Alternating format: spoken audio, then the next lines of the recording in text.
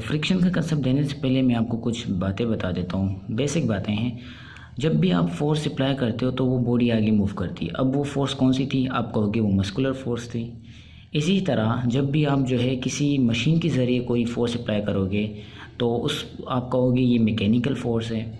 इसी तरह जब भी कोई आप मैग्नेट की वजह से कोई फोर्स अप्लाई करते हो तो उसको कहते हैं मैग्नेटिक फोर्स।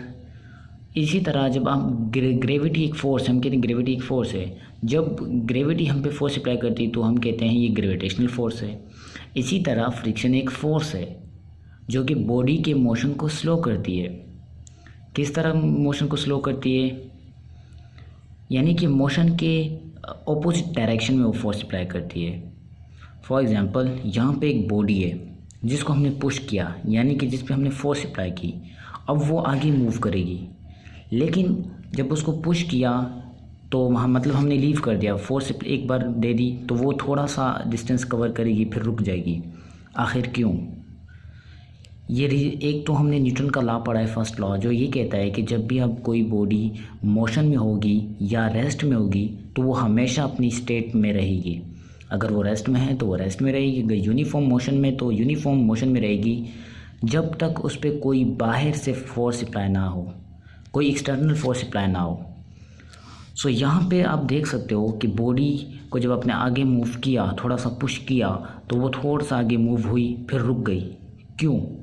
आखिर law of conservation of energy भी यही कहती है कि energy can nether be created nor be destroyed.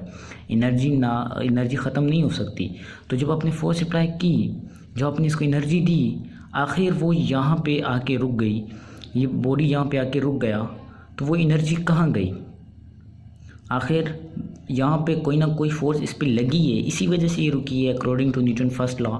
तो यहाँ पे जो फोर्स लगी है असल में वो फ्रिक्शनल फोर्स थी, जो कि इस बॉडी के मोशन को जो है बिल्कुल स्टॉप कर दिया। पहले आस्ते आस्ते स्लो किया, उसके बाद आखिर में इसने स्टॉप कर दिया बिल्कुल, क्योंकि ये फोर्स हमेशा इस डायरेक्शन में लगी। अब बात आ जाती है कि वो एनर्जी कहाँ गई। असल में वो एनर्जी जो है फ्रिक्शन की वजह से, पहले मैं आपको बताया, फ्रिक्शन की वजह से जो है वो एनर्जी हीट एनर्जी में कन्वर्ट हो गई, और वो हीट एनर्जी में जब कन्वर्ट हो गई तो वो सराउंडिंग में शिफ्ट हो गई।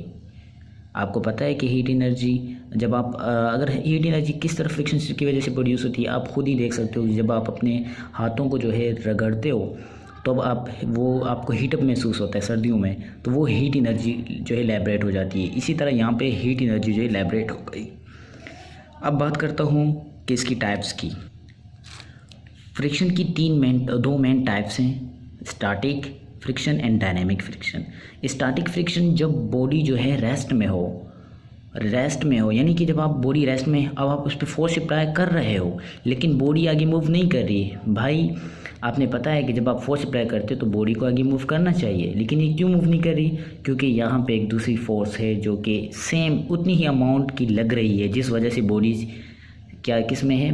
रेस्ट में है। अगर आप ज़्यादा फोर्स अप्लाई करोगे तो बॉडी मूव करने लगेगी, ये फोर्स की जो लिमिट है वो ख़त्म हो जाएगी, फिर वो बॉडी आगे मूव करेगी। अब ये है हमारी स्टैटिक फ्रिक्शन। जब आप बॉडी पे फोर्स लगा रहे हो और बॉडी मूव नहीं कर रही हो तो उसको हम कहते हैं स्टैटिक फ्रिक्शन, यानी बॉडी रेस्ट में है, फिर जो उस पर फ्रिक्शन फोर्स अप्लाई कर रहा है तो वो, और जो फ्रिक्शन की वजह से फोर्स हो रही है उसको हम कहते हैं स्टैटिक फ्रिक्शन। फिर आती है डायनेमिक फ्रिक्शन। जब बॉडी मूव करेगी, जब उस पर जो फोर्स लगेगी उसको हम कहते हैं डायनेमिक फ्रिक्शन। जब कोई भी बॉडी मूव कर रही हो, मोशन में हो, तो जो उस पर फोर्स अप्लाई लगेगी उसको हम कहते हैं डायनेमिक फ्रिक्शन। इंशाल्लाह सेकंड पार्ट में हम ये डिस्कस करेंगे कि फ्रिक्शन प्रोड्यूस किस तरह होती है, आखिर ये फोर्स ऑपोजिट डायरेक्शन में किस हिसाब से लगती है, कैसे लगती है ये, तो ये हम पढ़ेंगे। Thank you so much.